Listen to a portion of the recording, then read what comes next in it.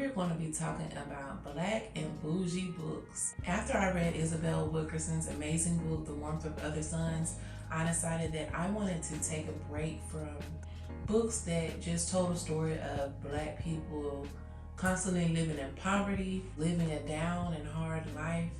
I wanted to find something that showed Black people in a positive light that were thriving during that time period. And I knew that there had to be something available.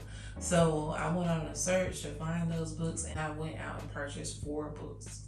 I did see a few more, but these are the ones that I decided to purchase. The first one is Black Fortunes, and this is by Shomari Wills. Black Fortunes is the astonishing untold history of America's first Black millionaires, self-made entrepreneurs who endured incredible challenges to amass their personal fortunes, including an adventurer, a landowner, a self-taught chemist, a millionaire's mistress, a school teacher, and a flamboyant rebel. The next one is The Original Black Elite, Daniel Murray and the Story of a Forgotten Era. This is by Elizabeth Dowling Taylor. It's a story of high-achieving Black elites who thrived in the nation's capital during Reconstruction. Daniel Murray, 1851 to 1925, an assistant librarian at the Library of Congress, was a prominent member of the glorious class. Murray's life was reflective of other African Americans who were accomplished and prosperous during the Reconstruction period. Their social circle included educators, ministers, lawyers, doctors, entrepreneurs, U.S. senators and representatives, and other government officials. Among the luminaries were Francis and Archibald Grimke, Blanche Bruce, Pinckney Pinchback, Robert and Mary Church Terrell, Booker T. Washington, and W.E.B. Du Bois. And it says, the rug was pulled from under all African Americans when they were betrayed by the federal government as the cost of reconciliation with the South. In response to renewed oppression, Murray and others in his class fought back, establishing themselves as inspiring race activists. Next, I have The Black Cabinet, The Untold Story of African Americans in Politics During the Age of Roosevelt by Jill Watts.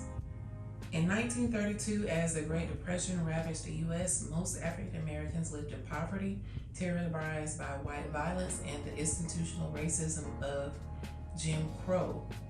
When Franklin Delano Roosevelt ascended to the presidency, buoyed by the Black vote, his administration began building the New Deal, and a Black brain trust of advisors came together. They became known as the Black Cabinet.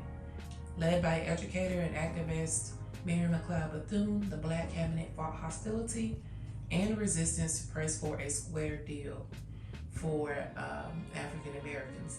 They rallied voters for Roosevelt while fighting the exclusion of Black people from New Deal programs. Through their efforts, Roosevelt signed executive orders outlawing discrimination in the defense industry and established jobs and agriculture programs that lifted many out of poverty. The author tells the story of the forgotten coalition of Black activists who laid the foundation for the civil rights movement and whose work continues to impact Black American lives today. And the final one is Accomplished African American Women in Victorian America. This is by Dr. Monroe A Majors. I skimmed through a few pages of this, and it looks like he gives a biography of about 100 women that were thriving during the Victorian era.